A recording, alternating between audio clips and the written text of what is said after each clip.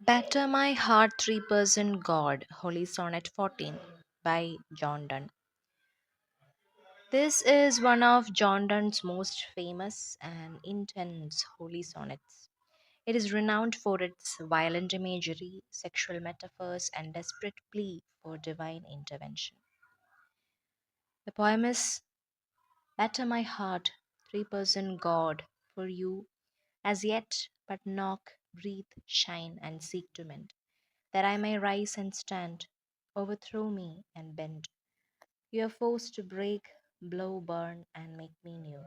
I, like an usurped town, to another due, labor to admit you, but oh, to no end. Reason, your viceroy in me should defend, but is captive, and proves weak or untrue. Yet dearly I love you, and would be loved vain. But I am betrothed unto your enemy. Divorce me, and take or break that knot again. Take me to you, imprison me, for I, except you enthrall me, never shall be free, nor ever chaste, except you ravish me.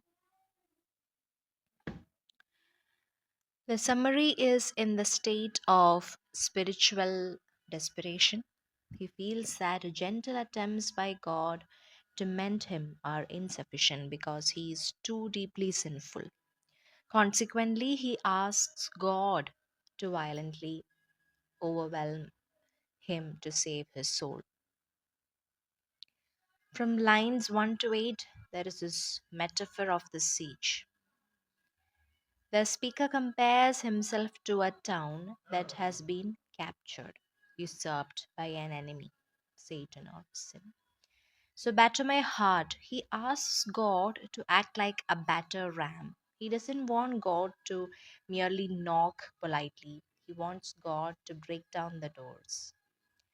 The paradox of restoration. He asks God to overthrow him so that he may rise. In Don's theology, one must be completely broken and humbled before they can be spiritually whole. Reason as viceroy. He notes that his reason or intellect, which should govern him on God's behalf, has been captured by the enemy and is now useless. This reflects the idea that faith must sometimes supersede logic. The metaphor of marriage and sexual violence from lines 9 to 14. The imagery shifts from military to romantic but remains violent. Betrothed unto your enemy, the speaker feels married to Satan. He cannot break this bond himself. Divorce me. He pleads for God to possibly break this contract. The final paradoxes. The poem ends with two famous paradoxes regarding freedom and purity. Imprisonment is equal to freedom. He can only be free if God enthrall him. Ravishment is equal to chastity. He can only be pure, chaste, if God spiritually ravishes him. This shocking sexual metaphor emphasizes the intensity of the speaker's desire for a union with the divine that is total and consuming. So, the key themes are first of all, the violence of grace. Don rejects the idea of a gentle God in a favor of a powerful force that must destroy sin to save the sinner. When spiritual struggle, the poem illustrates the agonizing internal battle between the desire to be good and the inability to resist sin. Desperate love. The speaker loves God deeply but feels unable to express or act on that love without forceful intervention. So, Batter My Heart belongs to Holy Sonnet or Divine Sonnet. It's a part of Donne's Holy Sonnets. So, the form and structure is it is an Italian or Petrarchan sonnet. Octave means first 8 lines and sestet last 6 lines.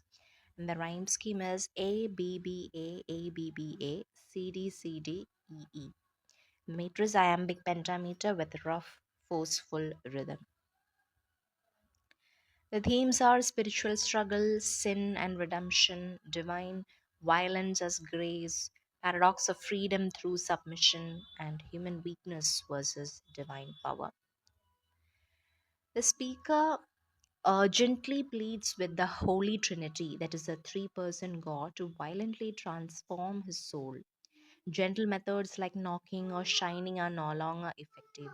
He wants God to break, burn, and remake him because he is enslaved by sin, personified as God's enemy.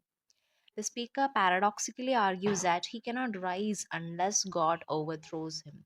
He cannot be free unless God imprisons him. He cannot be pure unless God ravishes him. So, paradox burn. Break, blow, burn. Meaning, destruction leads to spiritual rebirth. Except you enthrall me, never shall be free. That means true freedom comes from surrender to God. Except you ravish me, never shall be chaste. That means spiritual purity comes through divine possession. Now, coming to imagery, violent imagery, batter, break, burn, overthrow. Military imagery, town captured by enemy. Legal imagery, divorce, betrothal. Sexual imagery, ravish, spiritual union, not physical lust. Then extended metaphors, soul as a besieged town, sin as God's enemy, soul as an unfaithful bride. The tone is intense, urgent, passionate, and confessional. So Dunn's metaphysical style is that there is a dramatic opening, intellectual argument, there are conceits, emotional intensity, and the use of paradox and contradiction. The important lines are batter my heart, three-person God, I, like a usurped town, to another due. Except you enthrall me, never shall be free. Except you ravish me, never shall be chaste. So, this poem challenges the idea that divine love is gentle. Then presents God as an active, forceful redeemer, suggesting that true spiritual transformation requires complete surrender and radical intervention. So, Better My Heart is an example of Petrarchan sonnet. The three-person God refers to Holy Trinity. The town in the poem symbolizes human soul. The central technique of the poem is paradox. The word ravish in the poem implies spiritual possession by God. Who is the author of the poem Better My Heart, Three-Person God? John Donne. What is the title of the collection to which the sonnet Batter My Heart belongs? Holy Sonnets. To whom does the speaker address a poem in the opening line Batter My Heart, three-person God? The Holy Trinity, God the Father, Son, and Holy Spirit. In the first quatrain, what are the three gentle actions the speaker says God has done so far? Knock, breathe, and shine. In the first quatrain, what are the three gentle. Okay, repetition. What are the three violent actions the speaker asks God to perform instead of the gentler ones? Break, blow, and burn. According to the speaker, what is the desired outcome of God's forceful intervention? So that the speaker may rise and stand and be made new. In the line, I like an usurped town to another due, what is a primary metaphor for the speaker's soul? A captured town that belongs to another ruler. In the town metaphor, who is a viceroy that is meant to defend the town but is proven weak or untrue? The speaker's reason. The speaker states they are betrothed unto your enemy. Who is this enemy? Satan or sin. What three actions does the speaker ask God to perform to sever the speaker's tie to God's enemy? Divorce me, untie, or break that knot again. What paradox does the speaker present regarding freedom in the final couplet? That the speaker can never be free unless God enthralls and slaves them. What paradox does the speaker present regarding chastity in the final line? That the speaker can never be chaste unless God ravishes them. The speaker's direct address to an absent or divine entity, God, is a literary device known as apostrophe. The extended, elaborate comparisons used in the poem, like the soul as a town, are characteristic of what kind of literary device famously used by John Donne? The metaphysical conceit. In the line, that I may rise and stand, overthrow me, the statement that one must be overthrown to stand is an example of what literary device? A paradox. Yet dearly I love you and would be loved, but am betrothed unto your enemy. Loved fain. What does the word usurped mean in the context of an usurped town? Wrongfully seized or taken by force. What does the speaker's reason, the viceroy, prove to be in its attempt to defend the soul? It is captive and proves weak or untrue. In the poem's opening, what set of actions does the speaker ask God to perform in the place of the gentler actions of knocking or mending? Brick, blow, burn, and make new. The series of verbs represent the violent, transformative force the speaker believes is necessary for his spiritual renewal. The speaker uses the metaphor of a usurped town to describe his soul. In this metaphor, to whom is the town due?